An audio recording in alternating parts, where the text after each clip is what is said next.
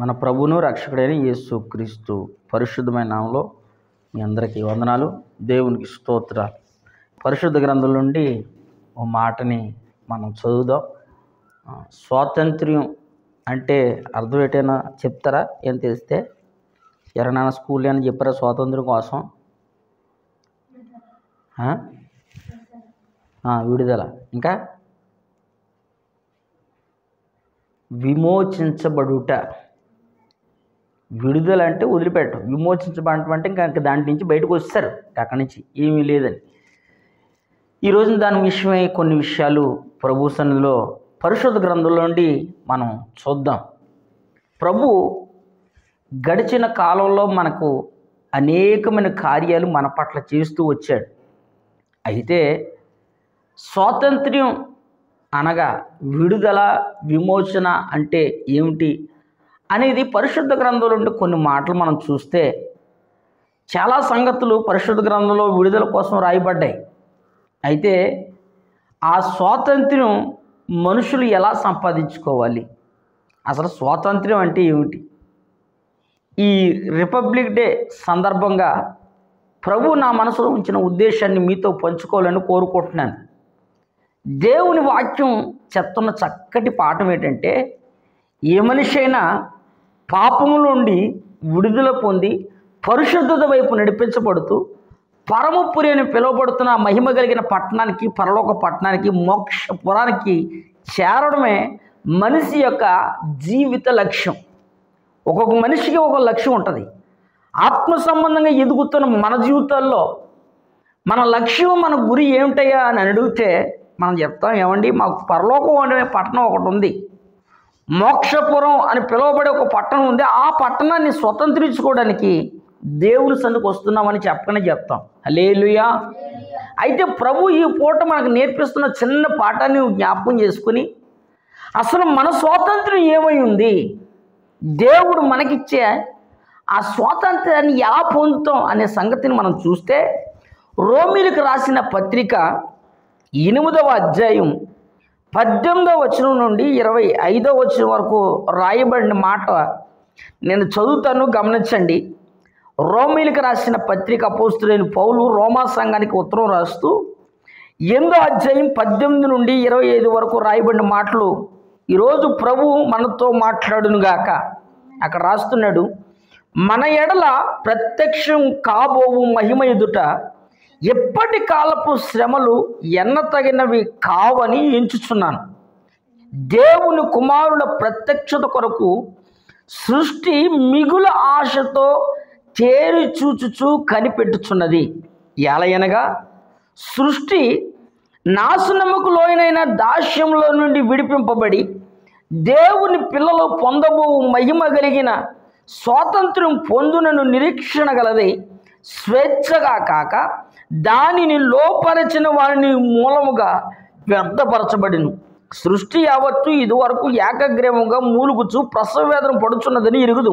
అంతేగాక ఆత్మ యొక్క ప్రథమ ఫలములు నొందిన మనము కూడా దత్తపుత్రత్వము కొరకు అనగా మన దేహము విమోచన కొరకు కనిపెట్టుచు మనలో మనం మూలుగుచున్నాం. ఎలయనగా మనము నిరీక్షణ కలిగిన వారమై రక్షింపబడితిమి.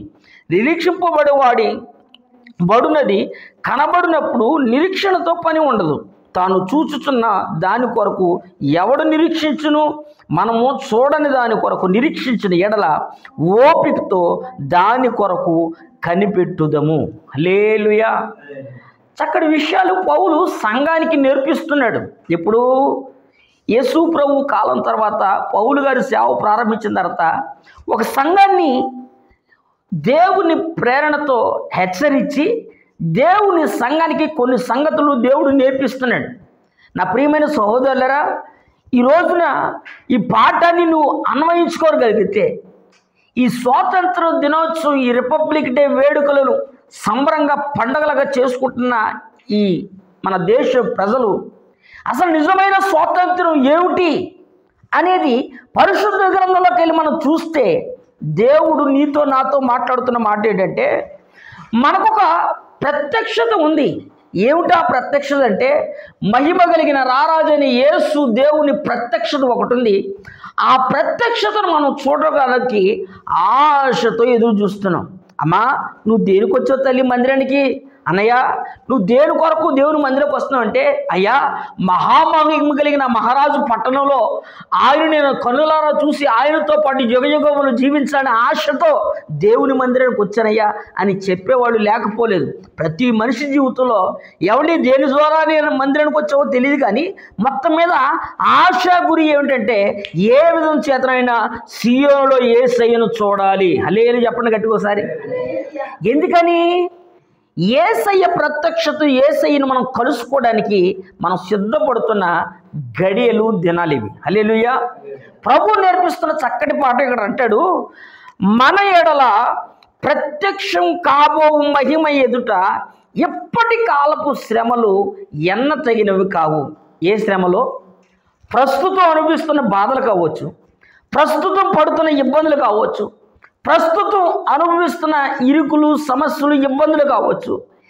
రేపటి కాలంలో కనబడుతున్న మహిమ ఎదుట ఇప్పుడుండే శ్రమలు పెద్దగా ఏమనిపించవు. మనకు అనిపిస్తుంటుంది ఒక్కోసారి, ఏమండి ఇన్ని సంవత్సరాల భక్తి జీవితంలో, ఇన్ని సంవత్సరాల భక్తిగా చేస్తూ మారు మనసు పొంది లోకాన్ని విడిచిపెట్టి పరిశుద్ధత వైపు పరుగులెడుతూ అహర్నిశలు శ్రమిస్తూ లోకం పలుమార్లు లాగాలని ఆశిస్తుండగా దాని వెంట విడుదల పొంది ఏ విధం చేతనైనా నేను మోక్షానికి చేరాలి, మోక్షపురమనే ఆ పట్టణానికి నేను వెళ్ళాలి అని కోరుకుని ప్రయాణం చేస్తున్న మన జీవితాల్లో ప్రభువు నేర్పిస్తున్న చక్కటి పాఠాన్ని మనం వినగలిగితే దేవుడు అంటాడు, మనకొక ప్రత్యక్షత ఉంది. ఏ ప్రత్యక్షన? దేవుని ప్రత్యక్షత. ఇది చెప్పండి, ఏ ప్రత్యక్షత అది? దేవుడు ప్రత్యక్షం అవుతాడు. ఎప్పుడు? ఒక రోజు ఉంది, ఆ రోజున మనకు స్వాతంత్రం దొరుకుతుంది. చప్పట్లు కొడతారు ఒకసారి. ఆ ప్రత్యక్షత కొరకు ఈ ప్రయాణం, ఆ ప్రత్యక్షత కొరకు ఈ నిరీక్షణ. మనం చేస్తున్న ఆదివారం ఆరాధన కావచ్చు, శుక్రవారం ఉపవాస ప్రార్థన కావచ్చు, ఏ ప్రార్థన అయినా దేని కొరకయ్యానంటే మనకు ఒక నిరీక్షణ ఉంది. మనం కొంతమంది ఏమనుకుంటారు చెప్పనా, ఏమండి నా ప్రత్యక్షత ఏమిటంటే ఏ విధం చేతనైనా మా అబ్బాయికి మంచి డాబా ఒకటి కట్టాలండి, మా అబ్బాయి ఏ విధం చేతనైనా మంచి ఫారంలో ఉద్యోగం సంపాదించాలండి, మా అమ్మాయికి మంచి పెళ్లి చేయాలండి, మా అమ్మాయి కలెక్టర్ అవ్వాలండి, మా అమ్మాయి ఐఏఎస్ ఆఫీసర్ అవ్వాలండి.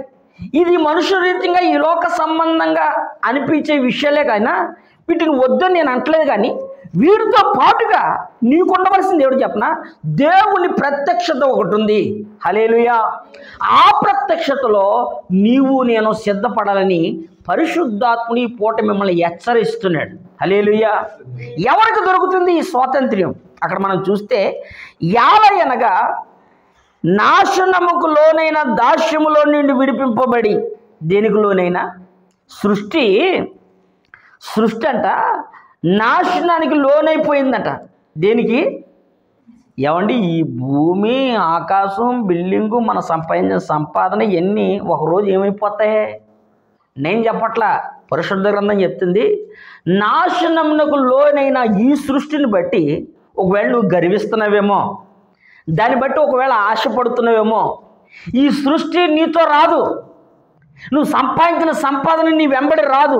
ఏదయ్యా నీతో వస్తుంది అంటే దేవుని ప్రత్యక్షత కొరకు ఎదురు చూస్తున్నవే, ఆ ప్రత్యక్షతలో దేవుడు నిన్ను తీసుకుని వెళతాడు. హల్లెలూయా.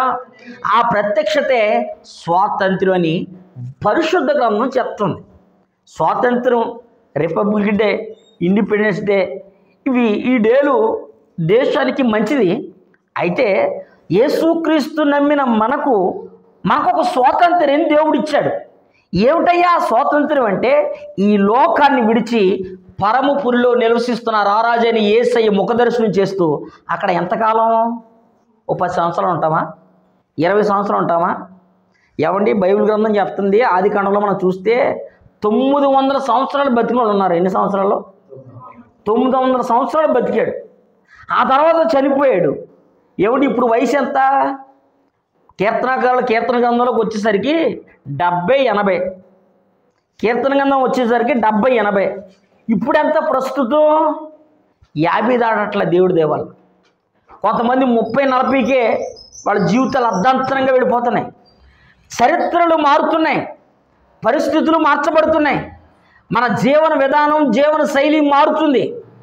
మన పరిస్థితులను బట్టి మనకున్నటువంటి లోక సంబంధమైనటువంటి కోరికలను బట్టి ఇచ్చలను బట్టి కొంతమంది కాలం కంటే ముందు వెళ్ళిపోతున్నారు. ఈ భయంకరమైన కాలంలో నిన్ను నన్ను జ్ఞాపకం చేసుకున్న దేవుడు నీకు నాకు ఒక శుభకరమైన ఆనవాలు. ఒక మాట చెప్తాను. క్రిస్మస్ రోజున మంచి ప్రసంగం వింటాం. ఏమిటి? దయాప్రాప్తురాల నీకు శుభం. పాస్టర్లు అందరూ కూడా పోయి నెలంతా నీకు శుభం అమ్మా, అన్నయ్య నీకు శుభం, నీకు శుభం. శుభం అంటే నువ్వు క్రిస్మస్కి వచ్చావు నీకు మంచి జరుగుద్ది. అమ్మా నువ్వు క్రిస్మస్ పండుగకు వచ్చి నీకు మంచి జరుగుతుంది. తమ్ముడా నువ్వు క్రిస్మస్ పండుగకు వచ్చావు నీకు అన్ని మేళ్ళే జరుగుతాయి, ఇక కీడేం జరగదు. నిజమే, కానీ ఆ శుభం నా జీవితంలోకి రావాలి. హల్లెలూయా. ఇప్పుడు ఈ ఫోన్ ఉందండి, ఈ ఫోన్ ఉంది. ఈ ఫోన్కి అయితే మహా అయితే ఇప్పుడు 25-26 ఉంటుంది. నేను కొన్నప్పుడు 29, ఇప్పుడు 25-26 ఉంటుంది. ఈ ఫోన్ కావాలంటే ఏం చేయాలి? నేను కనీసం దీన్ని సంపాదించిన డబ్బులన్నా పట్టుకుని వెళ్ళాలి. లేదంటే బాబు నేను ఒకేసారి కట్టుకోలేను, అప్పుడప్పుడు కడతానండి, నెలకు 2000-3000 కడతానంటే ఇన్స్టాల్మెంట్ ప్రకారంగానే ఇస్తాడు. నేను చెప్పాలనుకున్న మాట అంటే ఈ ఫోన్ 28,000 పెట్టి కొన్నాడంటే వాడి దగ్గర ఇంచుమించుగా కొన్ని డబ్బులు ఉంటే 28,000 పెట్టి ఫోన్ కొనుక్కోవచ్చు. కానీ నెల కడతాడు అన్నాడంటే ఇంచుమించుగా సంవత్సరం వాయిదాలు పెట్టుకుని 2,000-3,000 అలా కట్టుకుంటూ వస్తే దీన్ని బాగా తీరిపోద్ది కదా. ఇది అప్పుడు ఏమవుతుంది? నా సొంతం అయిపోద్ది కదా. నేననేది ఏంటంటే ఫోన్కి ఇన్స్టాల్మెంట్ ఉంది. యేసయ్య దగ్గరకు వచ్చి నీకు కూడా, అంటే ఈ మాట చెప్పచ్చో లేదు కానీ నాకు అనిపించింది ఏంటంటే నీకు కూడా ఒక ఇన్స్టాల్మెంట్. నీ జీవితం యేసయ్య చేతిలో పెట్టి యేసయ్యకి ప్రతిష్ఠించుకొని ఇక మీదట నేను లోకానికి బానిసగా కాకుండా క్రీస్తు రక్తం చేత కడగబడి నీకు దాసుడిగా, నీ దాసురాలుగా నేను మారతానని ప్రభుతో ఒక తీర్మానం చేసుకుని ఒక అడుగు నువ్వు ముందుకేస్తే నా దేవుడు నిన్ను దాటి వెళ్ళిపోవడం. ఎందుకు చెప్పనా? కష్టం నష్టం కట్టుకుంటానండి. ఒక డౌన్ పేమెంట్ 2,000-3,000 కడతానండి. ఈ మధ్య ఇంకా ఫోన్ వాళ్ళు బాగా తగ్గించారు, 0కి వచ్చింది. నేను ఆలోచించినప్పుడు నా మనసులోకి వచ్చిన ఆలోచన ఇదే. 1 సంవత్సరం పాటు కష్టపడితే ఫోన్ నా సొంతం అవుద్ది, బాకీ మొత్తం కట్టేస్తాయి. ఇంకో సంగతి చెప్పనా? 2-3 నెలలు కట్టిన తర్వాత 2 నెలలు 4 నెలలు ఆపేసాం అనుకోండి, ఫోన్ దానికి అంతటా అదే ఆగిపోద్ది. చేతిలో ఫోన్ ఉంటే తప్ప ఫోన్ పనిచేయదు. ప్రస్తుతం ఇంతకుముందు అయితే ఫోన్ కళ్ళలో ఎరుక్కుంటూ వచ్చి ఫోన్ ఎట్టిపోవారు. ఇప్పుడు ఫోన్ దానికి అదే ఆగిపోద్ది 2-3 ఇన్స్టాల్మెంట్ కట్టకపోతే.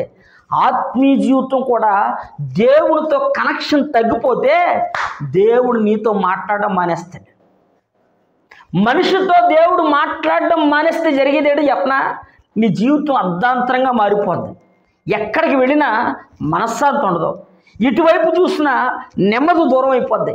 ఎక్కడికి వెళ్ళినా ఎలా వెతికినా దేవుడు నీకు సహాయం చేస్తాడని అనుకుంటావు తప్ప దేవుని సహాయం నీకు అందదు. ఎందుకని? ఇద్దరికే కనెక్షన్ తెగిపోయింది, దేవునితో ఉండే అభినాభావ సంబంధం తొలగిపోయింది. నేను చెప్పే మాట ఏంటంటే నువ్వు వెంటనే మారుమనసు పొందుతావు అని అంటే నేను ఎస్ అని చెప్పను. ఇప్పుడు నేను చెప్తుంటాను. జయపలయ్య గారు ఆర్ఆర్కే మూర్తి గారు ఇద్దరు కలిసి ఇంటర్వ్యూ చేస్తుంటే ఒక మంచి మాట చెప్పాడు. మారు మనసు అనేది ఎప్పుడు పొందుతారండి అని అన్నాడు. నాకు కూడా అనిపించింది, నేను 1999 సంవత్సరంలో బాప్తిసం పొందాను కదా, ఇప్పుడు పొందాను మారు మనసు అని. నేను తెంగరోళ్ళగా అనుకున్నాను, అప్పుడు ఇంకా కుర్రోడిని అనుకున్నాను. అప్పుడు ఆయన అన్నాడు, మారు మనసు అనేది ఒక్కరోజు ప్రక్రియ కాదు అన్నాడు. అది టైగర్ అలాగ అంటున్నాను అన్నాడు జయపలయ్య గారు. అప్పుడు ఆయన అంటాడు, మారు మనసు అనేది ప్రతిరోజు జరగాలన్నాడు. అదేంటండి మరి మారు మనసు పొందే కదండి బాప్తిసం ఇచ్చారంటే అప్పుడు ఆయన మంచి మాట చెప్పాడు. పాలు గిన్నె ఉంటుంది, పాలు గిన్నె ఈరోజు పాలు ఎంచుకున్నాక రేపు పొద్దున అయ్యే పాలు మరలా పాలు పట్టుకెళ్ళమనుకోండి, పాలు ఏమవుతాయి? అదే పాల గిన్నె కడకుండా పట్టుకెళ్ళిపోమనుకోండి, ఎలా ఉంటుంది? ఏసిన పాలు ఇరిగిపోతాయి, దేనికి పని చేయదు. అదే సమయంలో పాలు నిన్న వేసిన పాలు గిన్నె వాళ్ళకి గిన్నె కడకుండా అదే పాలు వేస్తే పాలు పాడైపోతాయి. ప్రతిరోజు దేవుని కృపను పొందుకోకపోతే దేవుడి కృప నీకు దూరం అయిపోద్దని దైవజనుడు చెప్పాడు. అంటే పరిశుద్ధ గ్రంథంలో చెప్తుంది, అనుదినము నీ కృప అక్కడ 90వ కీర్తనలో రాస్తాడు, ప్రతి ఉదయమున నీ కృపతో మమ్మల్ని తృప్తిపరచు. ఏ కృప అది? ఎవరో ఈ మాట చెప్పింది? దైవజనుడైన మోషే. 40 లక్షల మంది ప్రజలు నడిపించడానికి బలం కలిగిన ఒక వ్యక్తి చెప్తున్నాడు, ప్రతిరోజు నీ కృప చేత నన్ను తృప్తిపరచు, ప్రతిరోజు నీ అనుదినమైన ఆహారం చేత నన్ను బలపరచు, ప్రతిరోజు నీ వాక్యం చేత నన్ను శుద్ధీకరించని ఒక 40 లక్షల మంది ప్రజలు నడిపించిన నాయకుడు చేస్తున్నాడు నేను ప్రార్థన. మీరు 90వ కీర్తన 12వ వచనంలో చూస్తే దైవజనుడైన మోషే చేసిన ప్రార్థనని చిన్న అక్షరాలతో రాసి ఉంటుంది. మోషే గారు చేస్తున్నాడు, ప్రతిరోజు నీ కృప కావాలయ్యా, ప్రతిరోజు నీ కృప నేను పొందుకోవాలయ్యా అంటే నేను అంటాను, దేవుని కృప దూరం అయితే మోషే ఎలాగైతే బ్రతకలేడో ఏమండి, నిమిత్త మాత్రులు మహా అయితే మనకు ఒక 4-5 ఉంటేనే ఏమండి జుట్టు మీద ఇంటికి సగం ఊడిపోతాయి. అవునా? ఒక్కడికే నాకు సగం ఆల్రెడీ ఊడిపోయింది, అక్కడ సగం పండిపోయింది. ఏమంటే 40 లక్షల మంది ఆయన కనబడితే పరలోక రాజ్యంలో ఆయన అడిగితే ఓ మాట అడగలుగుతున్నాడు, అయ్యా నీకు ఎలా వచ్చింది ఏదంటే దేవుని ద్వారా పొందుకున్నాడు ఆ ప్రత్యక్షత. హల్లెలూయా! దేవుని ప్రత్యక్షత దేవుని ద్వారా పొందుకుని దేవుని సముఖంలో ప్రార్థన చేస్తున్న ఒక వ్యక్తి చెప్తున్నాడు, నేను దేవుని కృపను పొందుకుని ప్రతిరోజు ఆయన కృప కొరకు కనిపెట్టి ప్రార్థన చేసేవాడు. ఈ రోజున ప్రభు నీకు నాకు చెప్తున్న మాట ఏంటంటే, సృష్టి మొత్తం దాస్యానికి అప్పగిప్ప అంటే బానిస అయిపోతుంది. దేనికి? ఒక రోజున దేవుని ప్రత్యక్షతలో ఇవేవి కనపడవు. ఒకవేళ ఇప్పుడు నేను బాగా సేవ చేసి ఏమండి ఒక 4 మందిరాలు కట్టుకున్నాను అనుకోండి, కట్టాలని ఆశ ఉంది అండి, ఆమెనండి ఒకసారి 4 మందిరాలు కట్టుకున్నాను. నేను పోయేప్పుడు మా అబ్బాయి, నాన్న ఇంతకాలం సేవ చేసావు కాబట్టి ఏదో మందిరంలో పులిపిడి దగ్గర 24 గంటల స్టేజ్ దగ్గర ఏడ్చావు కాబట్టి ఇక్కడ గొయ్యి తీసి కప్పెట్టదని అంటాడు మా అబ్బాయి. అర్జెంటుగా తీసుకెళ్ళి ఊరికి ఉత్తరాన్న మనకు ఒక స్థలం ఇచ్చానా, కోరుకొండ అయితే కోరుకొండ, లేకపోతే రాయమండ్రిలో కూడా ఒకటి రాట్టేస్తున్నావు కాబట్టి అక్కడ కప్పెట్టేస్తుంది తప్ప నువ్వు మాత్రం మందిలో ఉండు అని అంటాడా? పోనీ ఇంత ప్రేమించాను కాబట్టి అమ్మ భార్య ఏమనుకోకు, నాతో నా చేతిలో మందిరం లేకపోతే ఒక 1,00,000 రూపాయలు క్యాష్ ఆడితే పట్టుకెళ్తాను. ఒకవేళ నిజంగా మా ఆవిడ ప్రేమతో పెట్టింది అనుకోండి, కనీసం ఒక్క కాగితం పట్టుకెళ్ళగలనా? మరి ఏది పట్టుకెళ్తాను చెప్పనా? దేవుని కృప మాత్రమే నన్ను మనోహరమైన స్థలంలోకి తీసుకుని పెడతాది. అది దేవుని సన్నిధి. హల్లెలూయా! నేను అంటాను, దేవుడిది లేకుండా ఈ లోకంలో నువ్వు ఎన్ని సంపాదించినా, ఎంత పోగేసుకున్నా, ఎంతగా నువ్వు కూడబట్టుకున్నా, దేవుడు లేకపోతే అన్నీ శూన్యం. ప్రసంగి గ్రంథకర్త జ్ఞాని అయిన సొలొమోను ప్రసంగి పత్రిక రాస్తూ ఆ పత్రిక చదివినట్ల కొంచెం బాధ వేస్తుంటుంది, భయం వేస్తుంటుంది. ఏమని రాస్తారంటే, నేను సూర్యుడి కింద చూశానండి, చాలా సంపదలు కనపడ్డాయి, కానీ ఇవన్నీ దేవుని ముందు గాలికై ప్రయాసపడ్డది తప్ప దీనివల్ల ఏమో ఫలితం లేదండి. అయితే ఒకటి మాత్రం నేను ఎదుగుతాను, ఏంటి చెప్పనా? బాల్య దినములందే చివరిలో రాస్తాడు, 12వ అధ్యాయం చివరిలో, నీ బాల్య దినములందే నీ సృష్టికర్తని జ్ఞాపకం చేసుకో. ఎందుకు చెప్పనా? బాల్య దశ నుండి దేవుని వెంటాడుతూ వచ్చావు అనుకోండి, నువ్వు వృద్ధాప్యంలోకి వచ్చినప్పటికీ ఆ భక్తిని నేను ఏం చేస్తుందంటే దేవుని ప్రత్యక్షత కొరకు సిద్ధపరుస్తుంది. హల్లెలూయా! ఆ చిన్న వయసులో 3వ తరగతి 2వ తరగతి చదువుతున్నప్పుడు నుంచి సండే స్కూల్కి వెళ్ళడం తెలుసు నాకు. ఆ సండే స్కూల్ ఎప్పుడు మాడివాడు కాదు, లోకంలో ఇంతగా బలహీన పడిపోయినా సండే స్కూల్ మనలే, భక్తి మనలే. దేవుడు ఈరోజు వాడుకో కాపాడింది ఆ భక్తిని బట్టి. హల్లెలూయా! నేను అంటాను, ఆ తర్వాత చాలాసార్లు భక్తి ప్రారంభించి వెనకనికి వెళ్ళిపోయిన ఉన్నారు, వాళ్ళ పతన స్థితి కూడా నాకు తెలుసు. నేను ఈరోజు మీకు చెప్పగలిగిన మాట ఏంటంటే, దేవుని స్వాతంత్ర్యాన్ని నీవు నేను పొందుకోవాలి. హల్లెలూయా! ఆయన ఎవరో ఆయన ఇచ్చే స్వాతంత్ర్యం ఎలాగో చెప్పనా?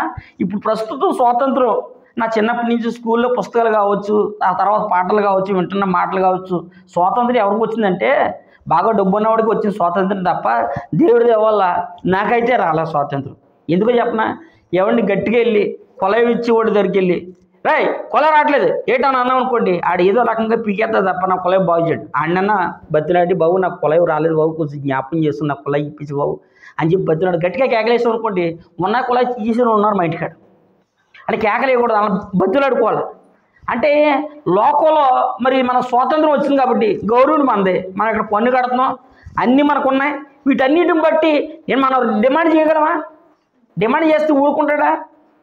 ఊరుకోవాలంటే ఏం చేయాలా? మన దగ్గర కొంచెం ధనబలం అన్నా కండబలం అన్నా అన్ని బలాలు ఉంటే అన్ని సపోర్ట్గా ఉంటాయి. అయితే దేవాది దేవుడు నీకున్న బలాన్ని చూడడం, నీకుండే డబ్బుని చూడడం, నీలో ఉన్న అభిషేకాన్ని చూస్తాడు, నీలో ఉన్న పరిశుద్ధతను చూస్తాడు, నువ్వు దేవుని సన్నిధిలో ఏమైతే చేసావో, దేవుని కొరకు ఎంతకైతే కష్టపడ్డావో దాన్ని చూస్తాడు దేవుడు. హల్లెలూయా. మన దేవుడు ఎవరో చెప్పరా? చూస్తున్న దేవుడు. ఆయన నిన్ను నన్ను చూస్తున్నాడు. ఎందుకు చూస్తాడు చెప్పనా? నువ్వు దేనికి దాసుడు అయిపోయావు? దేవుని సన్నిధి దాసుడు అయిపోయావా? లోకానికి దాసుడు అయిపోయావా? ఇక్కడ అంటాడు, సృష్టి నాశనముకు లోనైన దాస్యంలోండి విడిపింపబడి దేవుని పిల్లలు పొందబోవు మహిమ కలిగిన స్వాతంత్రం పొందును నిరీక్షణ కొరకు ఎదురు చూస్తున్నారట. హల్లెలూయా. నీవు నేను ఎదురు చూడవలసింది దేని కొరకు చెప్పనా? దేవుని ప్రత్యక్షత. అనండి ఒకసారి. దేవుని ప్రత్యక్షమైనప్పుడు మనం మహిమ శరీరంగా మార్చబడతాం.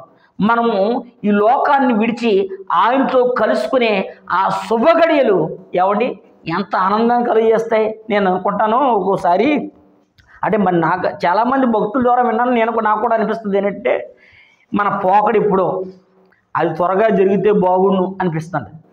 అంటే మనం త్వరగా వెళ్ళిపోయాం అనుకోండి, త్వరగా దేవుని సన్నిధికి వెళ్ళిపోయాం అనుకోండి, త్వరగా ఆయన దగ్గరికి వెళ్ళిపోయాం అనుకోండి, మా అబ్బాయికి స్కూల్ ఫీజు పెట్టే పని ఉంటుందా?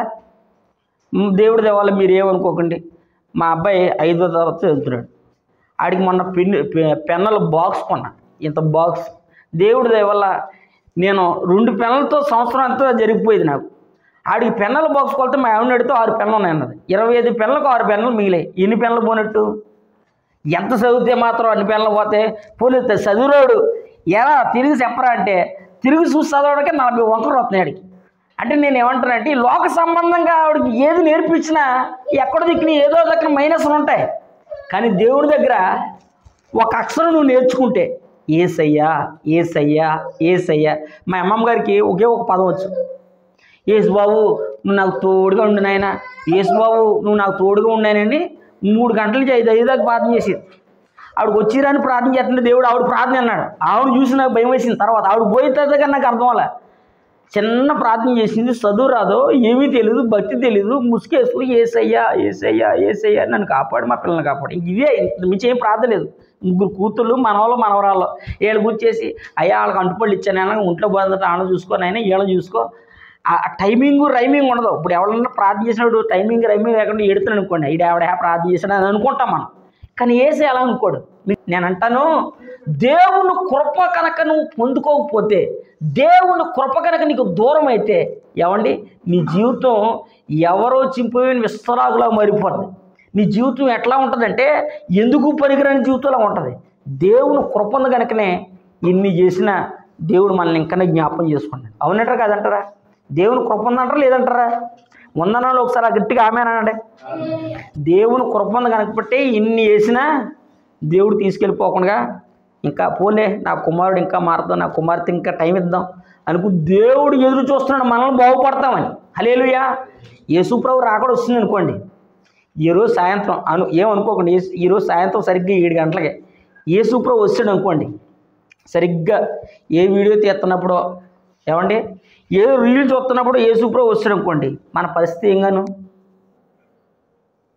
అర్థమవుతుంది మీకు. యేసుప్రభు సాయంత్రం 7 గంటలకు వస్తాడు అనుకోండి, మనం అనుకోలేదు ఏనా స్టేటస్లో వీడియో ఎడుతూ ఏదో వీడియో చూసాం, ఈలోపు ఏ క్రికెట్ మాస్టర్ ఎవడో మనకు వచ్చిన స్టారో వచ్చినప్పుడు మన పరిస్థితి ఏమవుద్ది? ఎత్తబడతామా విడవబడతామా? మీకే ప్రశ్న చేసుకోండి. నేనేమంటానంటే అనుక్షణం దేవుని కృపను పొందుకుంటూ ఉండాలి. హల్లెలూయా. ఈ ఫోన్ పోయినా ఇంకో ఫోన్ కొనుక్కోవచ్చు. నీ ఆత్మీయ జీవితం పోతే దేనితోనూ కొనలేవు. నీ పరిశుద్ధత దూరం అయిపోతే దేనితోనూ పోల్చుకోలేవు. నీ పరిశుద్ధత దేనికి తాకట్టు పెడుతున్నావో, నువ్వు దేనికి అమ్మబడ్డావో, దేని చేత అమ్మబడతాకి ఇష్టపడుతున్నావో, దేని చేత నువ్వు కొనబడ్డావో అనే సంగతి నువ్వు మర్చిపోతే నీకంటే దౌర్భాగ్యుడు ఎవరు లేరు అని నేను చెప్పట్లే, పరిశుద్ధ గ్రంథం చెప్తుంది. అక్కడ అంటాడు సృష్టి నాశనం అయిపోతుంది. ఆ నాశనానికి లోనైపోతున్నటువంటి ఆ సృష్టిని బట్టి దేవుడిచ్చే స్వాతంత్రం కొరకు, దేవుడు ప్రత్యక్షత కొరకు దేవుడు నిన్ను నన్ను కాపాడుతున్నాడు. హల్లెలూయా. మనం ఎవరో చెప్పనా? దేవుని కుమారులం అనండి ఒకసారి. దేవుని పిల్లలం. మనం దేవుని పోలికగా సృజించబడ్డాం. దేవుని స్వరూపాన్ని మనం తలుచుకుంటున్నాం. దేవుని మనస్సు కూడా మనకు రావాలి, దేవుని ప్రేమ మనకు రావాలి, దేవుడు ప్రేమించినట్టుగా మనం ప్రేమించగలగాలి. దేవుడు మాట్లాడినట్టుగా మనం మాట్లాడగలగాలి. యేసయ్య ప్రేమను అనేకులకు కనుపరచాలి. ఇంకో మాట చెప్పనా, సామెత గ్రంథకర్త జ్ఞాని అయిన సొలొమోను మాట రాస్తాడు. ఏమని చెప్పనా, ఏమండి నేను ఇంచుమించుగా వృద్ధాప్యానికి వస్తాను. ఒక వ్యక్తి బాగుపడాలంటే అంటే ఎలా రాసి ఉండదో, ఏమని రాసి ఉంటుందంటే నీ ప్రవర్తన బట్టి నీ కుటుంబ సభ్యులంతా దేవుని మందిరానికి రావచ్చు అంటారు. ఇప్పుడు నా ప్రవర్తన బాగుందనుకోండి, మా అబ్బాయి నా మాట వింటాడంట. నా ప్రవర్తన బాగుందనుకోండి, మా ఆవిడని మాట వింటుందంట. నా ప్రవర్తన బాగుందనుకోండి, మా తమ్ముడు నా మాట వింటాడా? నా ప్రవర్తన బాగుందనుకోండి, మా మరదలు నా మాట వింటుందా? అంటే నా కుటుంబ సభ్యులందరూ నన్ను ఏం చూస్తారంటే, నేను వేసుకున్న డ్రెస్ చూడరు, నేను వాడుతున్న ఫోన్ చూడరు. నన్ను ఏం చూస్తారంటే నా ప్రవర్తన ఎలాగుంది, నా వ్యవహార శైలి ఎలాగుంది, నా ఆత్మీయ జీవితం ఎలాగుంది. దీన్ని చూసి నేను కూడా యేసు ప్రభువుల ఆ అన్నలా మారాల, ఆ అక్కలాగా మారాల, ఆ తమ్ముళ్ళగా మారాలని వాళ్ళు అనుకుంటారు. ఎందుకని? ఇతర ప్రవర్తన దేవుని పోలికగా ఉంది. హల్లెలూయా. అంటే దేవుడు నిన్ను నన్ను ఏం చూస్తాడు చెప్పనా, మనుషులు చూసినప్పుడు ఎలా చూస్తున్నారో దేవుడు కూడా నిన్ను చూస్తాడు. ఇంకో సంగతి చెప్పనా, ప్రార్థన ఎందుకు చేయాలి చెప్పనా, మనం మోకరించి కళ్ళు మూసుకోగానే మనం చాలా విషయాలు చెప్దాం అనుకుంటాం. ఒక 5 నిమిషాలు చెప్పేస్తాం మన విషయాలన్నీ. 6వ నిమిషం 1-2 నిమిషాలు మోకరించి అసలు నేను అడిగిన వాటికి పొందుకోవడానికి నేను అర్హుడినేనా, నేను అర్హురాలేనా అని మోకరించి మాట్లాడకుండా 2 నిమిషాలు కూర్చొని అనుకో, ఒక సినిమా రీల్ వస్తుంది మన కళ్ళ ముందు. మనం ఏమిటి, మన సంగతి ఏంటి? ఇప్పుడు నా సంగతి ఏంటో బుల్లని తెలుస్తుందా? తమ్ముడు బను నేను ఎవరినో అన్నది పూర్తి విషయాలు తెలుసా? అన్న దగ్గరికి వచ్చాడు, ఎజ్రన్న పాస్కర్ అట్ట వాక్యం ఉందో అని వచ్చావు తప్ప నా వ్యక్తిగతం నీకు తెలియదు కదా. కానీ ఎవరు తెలుసు? నన్ను సృజించిన దేవుడు తెలుసు. నా వ్యక్తిగతం ఏంటో నా మనస్సాక్షికి తెలుసు. నేనేంటో, నేను ఎలాంటి వాడిని అనే సంగతి ఆయన కంటే ముందు నాకు తెలుసు. నా పరిస్థితి, నా పద్ధతి, నా క్రమం, నా మాట తీరు, నా ప్రవర్తన, నా భక్తి జీవితం నేను కళ్ళు మూసుకోగానే నా కళ్ళ ముందు కనబడుతూ ఉంటుంది. దాన్ని బట్టే రేపు తీర్పులో నేను నిలబడాలి. ఇది స్వాతంత్రం అంటే. ఒక మాటలో చెప్పాలంటే ఇప్పుడు దాకా చెప్పింది ఎందుకంటే, ఇవాళ ఏ పండుగ బను? Republic day. అంటే విడుదల లేదా విమోచన అనండి ఒకసారి. విమోచించబడిన దినం. ఎక్కడో బానిస నుంచి విడిపించబడ్డాం. నేనేమంటానంటే ఈ లోకం అనే దాస్యం నుండి పరమపురం అనే పరలోక పట్టణానికి చేర్చడమే మన విమోచన. హల్లెలూయా. దీని కొరకు యేసుక్రీస్తు ప్రభు 2000 సంవత్సరాల క్రితం నీ కొరకు నా కొరకు ఈ లోకానికి వచ్చాడు. ఎందుకు వచ్చాడు చెప్పనైనా? నేను కూడా ఒక దేవుణ్ణి అని చెప్పుకోవడానికి రాలా. ఒకవేళ నిజంగా నేను కూడా దేవుణ్ణి అనుకుని వచ్చే ఉంటే ఈరోజు మీ దగ్గర ఇక్కడ కూర్చొని మన స్కూల్ వేరేగా ఉండేది. మన బడి మీ అంత మంచివాడిని అయితే నేను కాదనే చెప్తాను. మన బడి వేరు, మన రకరకాల బడిలోకి వెళ్ళాం, చాలా స్కూల్ మనకు తెలుసు. ఇవన్నిట్లో ఆడిన తర్వాత తేలిన ఫలితార్థం ఏంటంటే యేసు ప్రభు తప్ప ఎవడు బాగుపడిన సంగతిని ఓ మూల కూర్చున్నాక అప్పుడు అర్థమైంది. వచ్చి అయ్యా నీకు దండం పెడతాను బాబు, నన్ను రక్షించిన ఆయన, పాపంలో ఉన్నాను, శాపం నన్ను వెంబడిస్తుంది, నా తండ్రుల పాపం కొంత ఉంది, వాళ్ళని కాదని నేను చేసిన పాపం కొంత ఉంది, నన్ను క్షమించంటే దేవుడు ప్రేమ చేత తన కౌగిల్లో చేర్చుకుని తన సిల్వ రక్తం చేత కడిగాడు. హల్లెలూయా. ఇంకో సంగతి చెప్పనా, ఇప్పటికీ కడుగుతూనే ఉన్నాడు ఆయన, ఇప్పటికీ పరిశుద్ధపరుస్తూనే ఉన్నాడు. అప్పుడప్పుడు కోపం వచ్చి నోటి అంటే ఏదైనా మాట వచ్చింది అనుకోండి, ఇంతకుముందు మాట అవుతుంటే మాట్లాడుతున్నాను అనుకునేవాడిని. ఇప్పుడు ఎవడన్నా మాట్లాడుతున్నాను అనుకో, గట్టిగా నీకు బూతులాడుతున్నాను అనుకో, ఆడు బూతులు అన్నప్పుడల్లా నాకు బాధ వేస్తుంది. ఈయన ఎందుకన్నాడు నన్ను, ఈయన ఎందుకన్నా నేను తిట్టాడు అని ఉదయంలో బాధ అయిపోతుంది, తట్టుకోలేకపోతున్నాను. ఎందుకో చెప్పనా, క్రీస్తు ప్రేమను బలవంతం చేస్తాను. హల్లెలూయా. ఈ స్వాతంత్ర్యం దేవుడు మనకు అనుగ్రహించాలి అని అంటే మనం ఏం చేయాలి? ఒక మాట చెప్తాను, మిగతా విషయాలు రేపు వారం మీకు చెప్తాను. ఒక్క మాట చెప్తాను. పరిశుద్ధ గ్రంథంలో మనం చూస్తే అక్కడ రాస్తాడు, గమనించండి, 23వ వచనం. అంతేకాదు రోమీలకు రాసిన పత్రిక 8వ అధ్యాయం 23వ వచనం చదవండి. అంతేకాదు ఆత్మ యొక్క ప్రథమ ఫలములు నొందిన మనం కూడా దత్తపుత్రత్వం కొరకు అనగా మన దేహం యొక్క విమోచన కొరకు కనిపెడుచు మనలో మనము మూలుగుచున్నాం. ఇప్పుడు 8 మొదటి వాక్యం. కాబట్టి ఇప్పుడు క్రీస్తు యేసునందు ఉన్న వారికి ఏ శిక్ష విధి లేదు. క్రీస్తు యేసునందు జీవమునిచ్చు ఆత్మ యొక్క నియమము పాప మరణముల నియమము నుండి నన్ను విడిపించెను. ఎట్లనగా ధర్మశాస్త్రము దేనిని చేయజాలకపోయెనో దానిని దేవుడు చేసెను. ఆమెను చెప్పండి ఒకసారి గట్టిగా, గట్టిగా ఒకసారి అల్లుడు చెప్పండి, కొంచెం గట్టిగా చెప్పండి.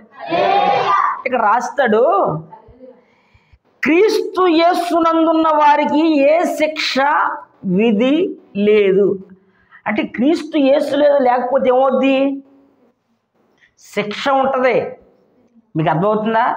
యేసు ప్రభు మన దగ్గరికి ఈ లోకానికి వచ్చింది దేని కొరకంటే, ఎవరైతే క్రీస్తు యేసులో అంటు కట్టబడి ఉంటారో వారికి ఏ శిక్ష కానీ ఏ విధి కానీ లేదు. ఎందుకంటే వాళ్ళు తెలుసుకున్నారు యేసు ప్రభు దగ్గరికి వెళ్తే మన జీవితం బాగుపడుద్దని యేసు ప్రభు దగ్గరికి వచ్చారు. అయితే ఎవరైతే యేసు ప్రభుని అంగీకరించారో వాళ్ళ శిక్ష ఉంది. ఎవరైతే యేసు ప్రభుని అంగీకరించకుండా యేసు ప్రభు కోసం తెలిసిన యేసు ప్రేమ ఇరిగిన తప్పిపోయారో వారికి శిక్ష ఉంది. అంటే ఇక్కడ చెప్తున్నాడు, క్రీస్తు యేసునందు జీవం ఇచ్చు ఆత్మ యొక్క నియమము పాప మరణముల నియమము నుండి నన్ను విడిపించాను. దేని నుండి విడిపించింది? పాపం నుండి విడిపించింది, మరణము నుండి కూడా విడిపించింది. ఈ భూమి మీద మనుషులు చాలామంది చనిపోతుంటారు. ఏమండి, ఈ మరణం అందరికీ వస్తుంది. నాకు వస్తుంది, మీకు వస్తుంది, ఎవరికైనా వస్తుంది. ఒకవేళ ముందు నాకు రావచ్చు, తర్వాత మీకు రావచ్చు, చెప్పలేము. ఏదో సమయంలో ప్రతి మనిషిని మరణం పలకరిస్తుంది. కానీ ఇంకో మరణం ఉందండి, ఆ మరణం బహుభయంకరం. హల్లెలూయా. అది ఎవరికో చెప్పనా? రక్షణ పొందకుండా లోకాన్ని ప్రేమిస్తూ లోకంలో ఉండిపోయారో వారికి రెండో మరణం. ఆ మరణం ఏంటి చెప్పనా? అగ్నిగుండం. హల్లెలూయా. మనకు 2 స్వాతంత్రాలు ఉన్నాయి. ఒకటి, లోకంలో స్వేచ్ఛగా తిరగొచ్చి ఎంజాయ్ చేయొచ్చు, నీ ఇష్టం ఎలా వెళ్ళిన పర్లా, ఆదివారం పాదం రావక్కర్లా, నువ్వు ఎంజాయ్ చేయొచ్చు. అప్పుడు నీకు రెండో మరణం ఉంటుంది. ఆ మరణం నిత్య నరకం. హల్లెలూయా. దాని నుండి తప్పించబడడానికే ప్రతి వారం ప్రతిరోజు నిన్ను ప్రార్థన చేయడానికి దేవుడు నన్ను పిలిచి ప్రాంతానికి పంపించాడు. అయ్యా, నీ మనసులో బోడని బాధలు ఉంటాయి.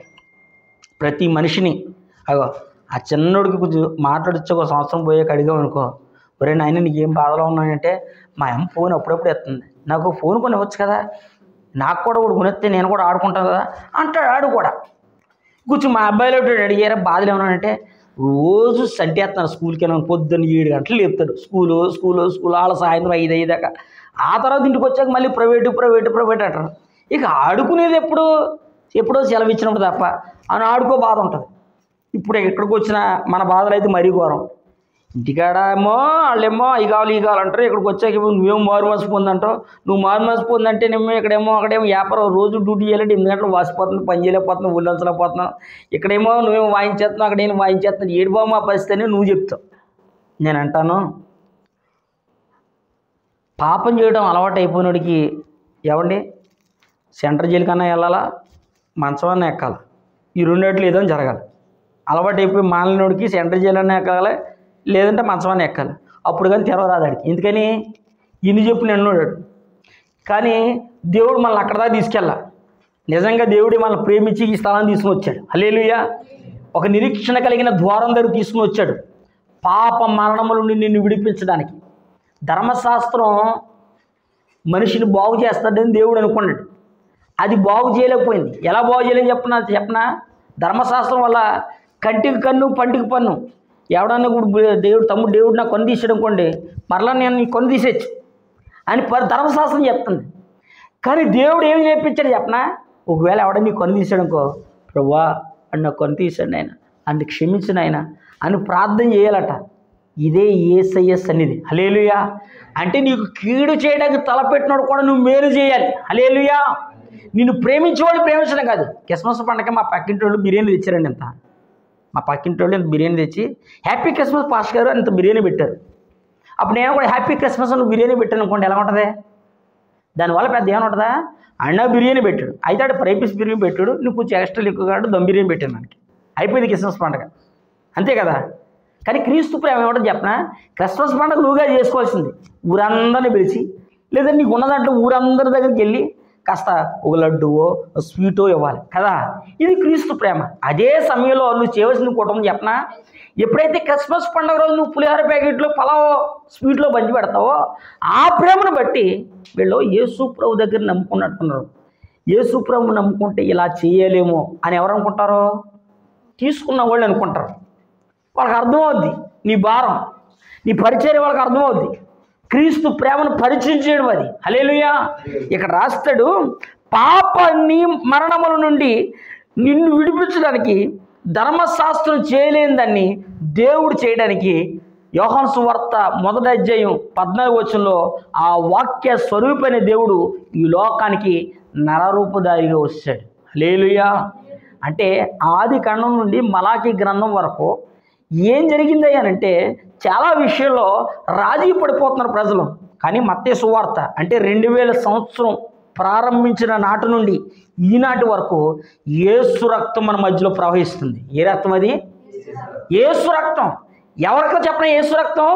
ఎవరైతే అయ్యా ఇక మీద నాకు లోకం వద్దు, దేవుడు నాకు కావాలి, ఇక మీద పాపం వైపు వెళ్ళను, పరిశుద్ధత నాకు కావాలి, నేను పాప సంబంధమైన విషయాల వైపు నేను వెళ్ళను, దేవుని కొరకు నేను నిలబడతాను, అయ్యా ఇక మీద శాపం కానీ దోషం కానీ పాపం కానీ ఏది నన్ను ఏలనేకూడదు, నన్ను ఏలేవాడు ఎవరైనా ఉంటే ఆయన పేరు నజరేయుడని యేసు అని ఒప్పుకొని ఎవరైతే యేసయ్య దగ్గరికి వస్తారో వారిని పాప మరణం నుండి విడుదల కలిగజేసి దేవుని ప్రత్యక్ష కొరకు నా దేవుడు సిద్ధపరచునుగాక.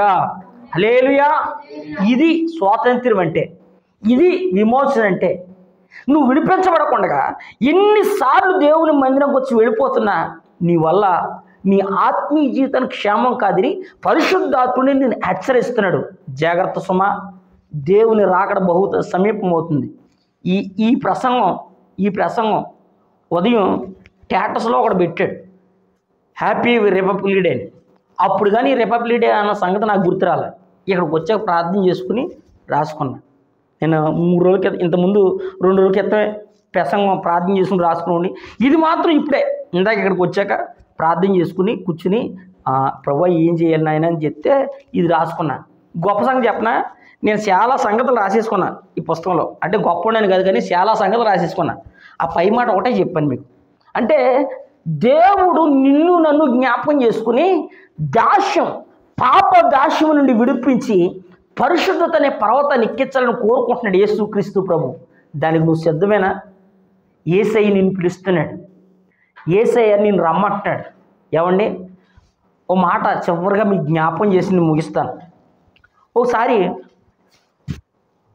ఒక ఆయనకి 2 పిల్లలు, 2 పిల్లల్ని చక్కగా పెంచుతున్నాడు ఆయన.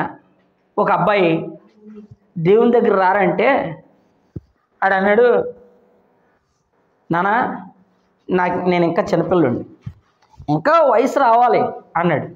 పాపం పెద్దోడు తండ్రి చెప్పిన వెంటనే పరిగెట్టుకుంటూ వచ్చి తండ్రి ఏ చెప్తే అది కష్టమైనా నష్టమైనా మా అనకుండా చేసేస్తున్నాడు.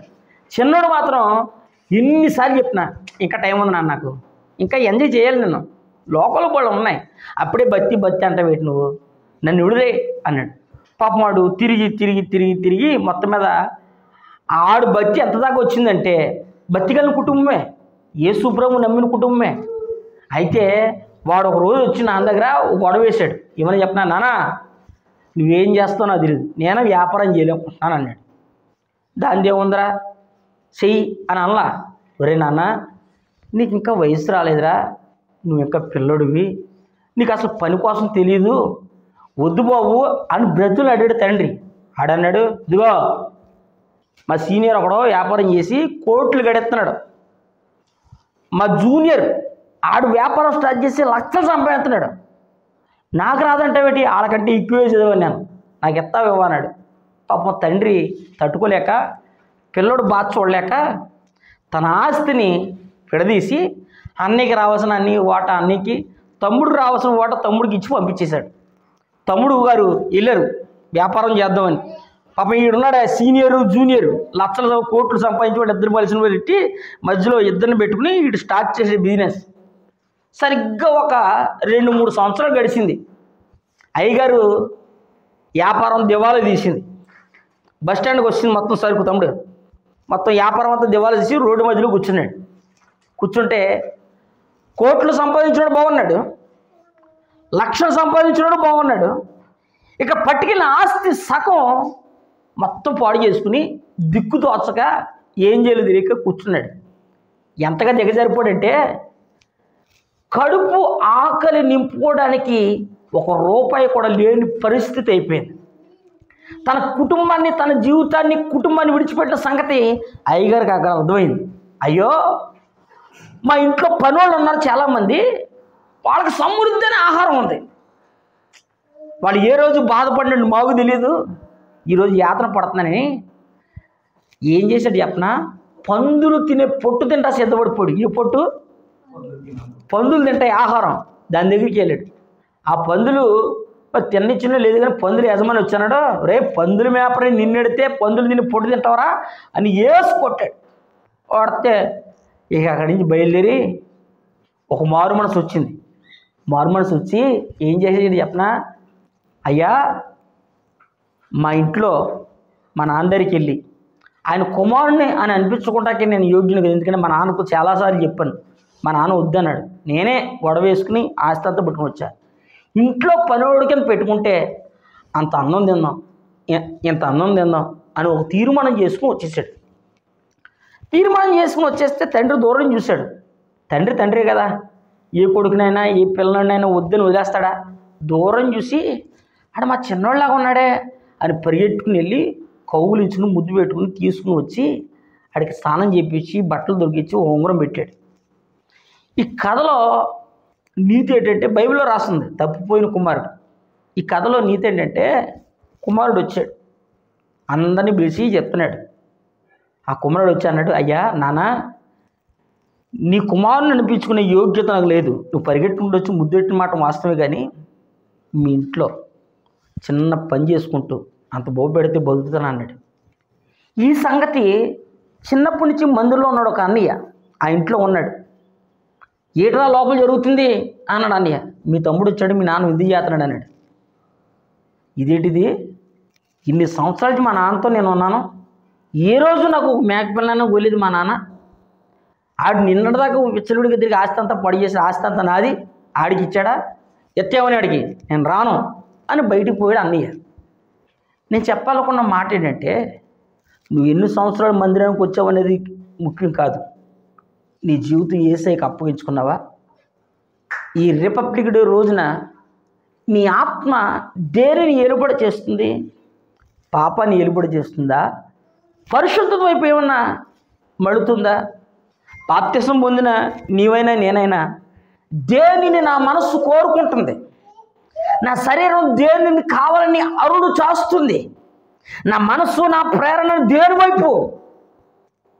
నిన్నటిదాకా మందిరంలో ఉన్నాడు, అప్పుడు వరకు తండ్రితో ఉన్నాడు, తమ్ముడు రాగానే బయటికి వెళ్ళిపోయాడండి. కథలో నీతి ఏంటంటే, చాలామందిని దేవుడు పిలిచాడట, కానీ కొంతమంది మాత్రమే దేవుని దగ్గరికి వచ్చారట, చాలామంది రాలేదని పరిశుద్ధ గ్రంథం చెప్తుంది. ఏర్పరచబడిన వాళ్ళు చాలామంది, వచ్చిన వాళ్ళు కొద్దిమంది. ఆ కొద్ది మందిలో నీ స్థానం నా స్థానం ఏమిటి? హల్లెలూయా. దేవుడు నిన్ను హెచ్చరికతో మాట్లాడుతున్నాడు. నీ జీవితం యేసయ్య పెట్టిన భిక్ష ఇది. నేనైతే అలాగనుకుంటా. నిజంగా యేసు ప్రభువుని నమ్ముకోపోతే చాలామంది నాకు తెలిసిన వాళ్ళు వెళ్ళిపోయారు, ఆ లిస్టులో నేను కూడా పోయేవాడిని. దేవుడే నన్ను కనికరించి ఆయన రక్తం చేత కడిగి శుద్ధీకరించాడు. ఈ స్వాతంత్రం అంటే విమోచన. ఈ విమోచన దేవుని ద్వారా కలుగుతుందంటే యేసు రక్తం చేత కలుగుతుంది. ఈ సృష్టితో పాటు నువ్వు లయమైపోకుండా దేవుని ప్రత్యక్షత కొరకు ఎదురు చూడడానికి నువ్వు బాప్తీసం పొంది దేవుని కుమార్తె అనిపించుకోవాలి. బాప్తీసం పొంది నీవు, బాప్తీసం పొంది నేను అనుదినం నా ఆత్మ నా మనసు దేని వైపు పెడుతుంది, దాన్ని సరి చేసుకుని దేవుని కృప పొందుకుని దేవుని ప్రత్యక్ష కొరకు ఎదురు చూడడమే విమోచన. అక్కడ రాస్తాడు రోమీయులకు రాసిన పత్రికలో, మనం ఎదురు చూస్తున్నాం. ఎదురు చూసిన దొరికినప్పుడు ఆసక్తి ఉంటుందా ఉండదా? దేనికై ఇప్పుడు మనిషి కోసం ఎదురు చూస్తున్నామండి. ఆ మనిషిని చూడగానే ఏం చేస్తాం? మన ఆలోచన సంతోషం ఎలా ఉంటుంది?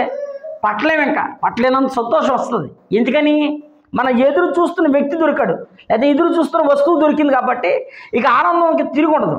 అదే సమయంలో నీవు నేను కూడా చేయవలసిన పని ఏంటంటే, మనం ఆశతో ఎదురు చూస్తున్న ఆ పరలోక పట్టణాన్ని సంపాదించుకోవాలంటే ఈ లోకం నుండి నువ్వు విడుదల పొందాలి, స్వాతంత్ర్యాన్ని నువ్వు పొందుకోవాలి. హల్లెలూయా. ఈ స్వాతంత్ర్యం నేను ఎక్కడ తీసుకుని వెళ్తాంటే యేసై ఉండే ఆ పరమపురి అని పిలువబడే ఆ పట్టణంలోనికి నా దేవుడిని తీసుకుని వెళ్ళునుగాక. ఈ మాటల ద్వారా ఒకవేళ యేసైకు ఏ విషయంలో తప్పిపోయో నాకు తెలియదు, కానీ ప్రభుతో ఒక తీర్మానం చేయగలిగితే నా దేవుడు నిన్ను జ్ఞాపకం చేసుకుంటాడు. మనుషులు నిన్ను కాదన్నా, స్నేహితులు నిన్ను కాదనుకున్నా, రక్త సంబంధం నిన్ను కాదనుకున్నా, యేసై ఒక్కడు మాత్రం నిన్ను కాదనుకుంటే నీ జీవితాన్ని ఎవడు బాగు చేయలేడు. మనుషులు కాదనుకుంటే ఇలా కాదు రేపు వస్తారు. ఈరోజు నన్ను కాదనుకున్నారు, జాగ్రత్తగా 2 కార్లు నుండి 4 బిల్డింగ్లు వచ్చినాయి అనుకోండి, నేను అన్నదాకా తిట్టినాడే ఏంటి మా చుట్టమే దేవుడు నీకు తెలుసు కదా, మీ ఇంట్లో చాలా చెప్తాను చెప్పి నువ్వా అని అంటాడు. ఇప్పుడు మనకు కలిగి ఉంటే తమ్ముడు దేవుడికే కలిగి నాకు పోయింది అనుకోండి, ఈయన అప్పుడు చేసుకోలేండి, పెద్ద పరిచయం లేదని మాకు. ఇది మనుషుల తీరు. కానీ దేవుడు నిన్ను జ్ఞాపకం చేసుకోలేదు అనుకోండి, దేవుడు నిన్ను మర్చిపోయాడు అనుకోండి, మనం ఏమైపోతాం? మన జీవితంలో మనం సృష్టించిన దేవుడే మనల్ని విడిచిపెడితే మన జీవితం ఏమైపోద్ది? అందుకనుక ఒక చిన్న ప్రార్థన చేయగలిగితే నా దేవుని కృప నీకు తోడయ్యిండి నడిపించునుగాక. చెప్పండి కొంచెం గట్టిగా ఆమేనని. ఆమేనంటే అలాగున జరుగునుగాక. ఆమేన్. అందరూ కళ్ళు మూయండి.